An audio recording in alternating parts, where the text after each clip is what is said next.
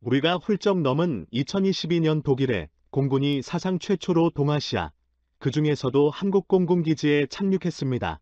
독일 공군 그리고 나토 연합이 한국군과 사실상의 동맹관계처럼 되고 있습니다. 지난 26일 북대서양 조약기구 나토의 한국 대표부 설치가 승인이 이뤄진 것입니다. 나토는 본래 북아메리카와 서유럽 국가들의 동맹체입니다. 그런데 한국이 포함된 것은 매우 의미심장한 일입니다. 현재 나토의 한국산 경공격기 한국산 자주포가 되고 수출 계약이 성사되면서 나토의 표준 무기처럼 한국산 무기가 유럽 나토 회원국들의 보급이 이뤄지기 시작하면서 나토와 한국의 관계가 뗄래야 뗄 수 없는 관계처럼 되고 있는데, 한국 나토 대표부 개설이 승인이 되면서 한국이 나토의 사실상의 회원국처럼 되고 있는 상황입니다. 당초 일각에서는 한국이 나토에 대해서만큼은 중립적 입장을 취하는 게 옳다는 의견이 나왔으나, 한국은 약 30여 개 무기를 공급할 수 있는 초유의 방산대국으로 떠오를 기회를 잡기 시작하면서 대한민국 국군의 대부활이 이뤄질 수 있을지 주목되고 있습니다. 이러한 상황에서 나토의 핵심 국가인 독일 공군이 사상 최초로 한국을 찾았습니다. 이에 발칵 뒤집어진 것은 다름 아닌 중국입니다. 그럼 상황이 어떻게 돌아가는지 살펴봅니다. 첫 번째, 독일군의 방한. 지는 9월 29일 독일 공군사절단이 A400M 수송기를 타고 한국 성남공항에 도착했다고 독일군이 밝혔습니다. 특별한 점은 독일 공군이 한국 방한을 위해서 특별히 태극기를 비롯한 훈련에 참가하는 국가들의 국기를 아름답게 랩핑 디자인을 해서 동아시아에 방문한 것입니다. 독일 공군의 5배 베버 대변인은 VOA와의 인터뷰에서 29일 독일 공군이 인도태평양 지역에서 진행 중인 에피드 퍼시픽 2022 작전의 일원으로 한국을 방문 중이라고 밝히며 한국 공군과의 상호교류 활동에 나선 상황입니다. 이외에도 독일 공군의 유로파이터 타이푼 전투기가 동아시아 지역에 배치된 것으로 알려지면서 중국이 초긴장 상황에 놓여 있습니다.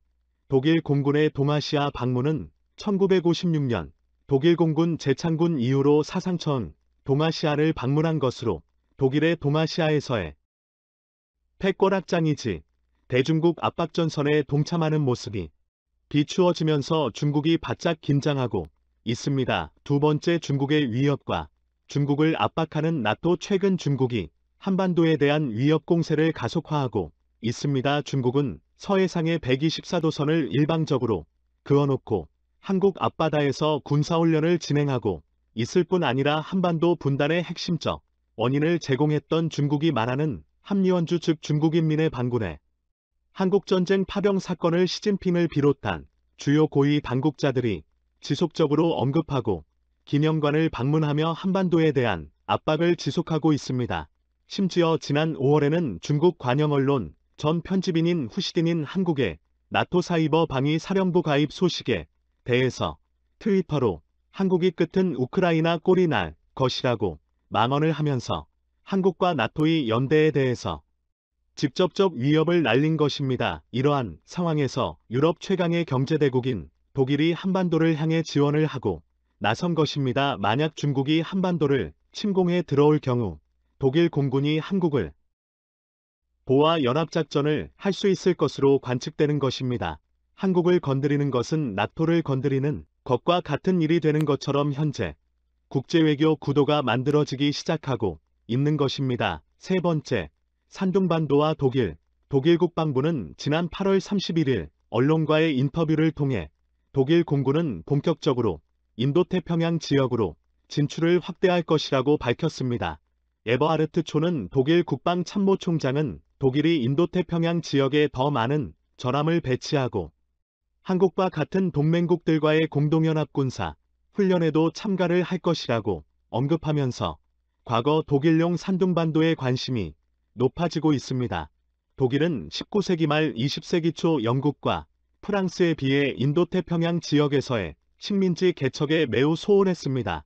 그러다가 겨우 차지한 곳이 바로 산둥반도의 칭다오시입니다. 그것도 완전히 차지한 게 아니라 중국으로부터 99년간 조차를 한 것으로 1898년부터 1913년까지 임대를 받아 지역을 경영했습니다. 이 때문에 현재까지도 칭다오에서는 독일식, 건축양식과 독일풍의 주거지를 오늘날까지 이어오고 있어 칭다오는 중국에서도 가장 아름다운 도시로 명망이 높습니다.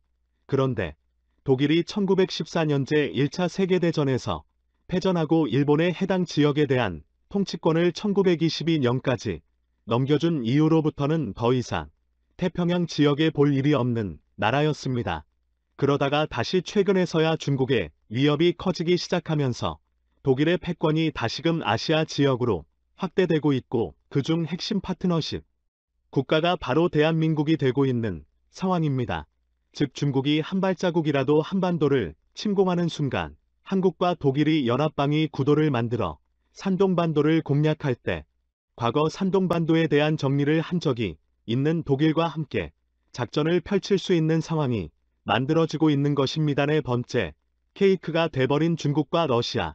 안타깝게도 현재 중국과 러시아의 운명이 과거로 돌아가고 있다는 점입니다. 중국은 19세기 말 러시아는 1990년대 초의 상황과 매우 흡사하게 돌아가고 있습니다. 많은 서방 국가들은 이를 통해 중국과 러시아에서의 이권을 얻기 위한 노력을 기울이고 있습니다. 중국에서는 거대한 자유시장을 얻기 위한 노력을 기울이고 있고 또 러시아로부터는 거대한 서방은 큰 관심을 기울이고 있습니다.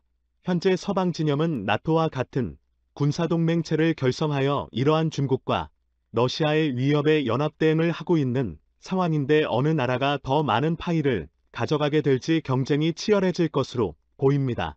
과거 19세기 말 한국은 서구열 강의 케이크 자르기를 뒤에서 보고만 있을 수밖에 없었습니다. 하지만 한국은 지난 몇 회간 동안 꾸준하게 서방과의 연대가 진행되기 시작하면서 많은 이권을 가져갈 수 있을 것으로 보입니다. 특히 최근 한국의 방산업계에서는 현재 한국판 록히드 마틴 그룹의 탄생을 앞두고 있습니다. 폴란드에서의 대규모 수출 성과를 시작으로 서방 나토의 핵심 국가들에게 무기를 수출하면서 미국 다음과는 방산대국으로 부상하고 있습니다. 방위산업은 한국의 GDP에 막대한 기여를 할 수 있습니다. 미국은 록히드 마틴 하나의 수출품만으로도 미국이 겪고 있는 적자를 해소할 수 있을 만큼 무기 수출을 하며 세계적인 경제 부국으로 떠오를 수 있었습니다. 한국도 이제는 자동차 반도체, 민간 선박만 파는 나라가 아니라 값이 매우 비싼 무기 수출을 통해 국가 경제를 크게 부흥시킬 수 있을 것으로 보입니다. 다섯 번째, 높아지는 한반도의 지정학적 안정성. 현재 독일을 비롯한 나토 주요 국가들은 자국의 지정학적 안정성을 높이기 위해 러시아라는 나라를 점점 멀리 떨어뜨려 놓았습니다. 폴란드, 헝가리, 체코 등의 국가들의 자유민주주의의 개념을 심어 독립효과로 분리시켜 러시아를 독일의 국경으로부터 아주 멀리 떨어뜨려 놓아 경제적 번영을 이룩할 수 있었고 폴란드, 헝가리, 체코 등의 나라들로부터 노동력 수입 자유시장 확보를 통해 독일은 유럽 최강의 경제 부국으로 떠오를 수 있었습니다. 가장 중요해지고 있습니다.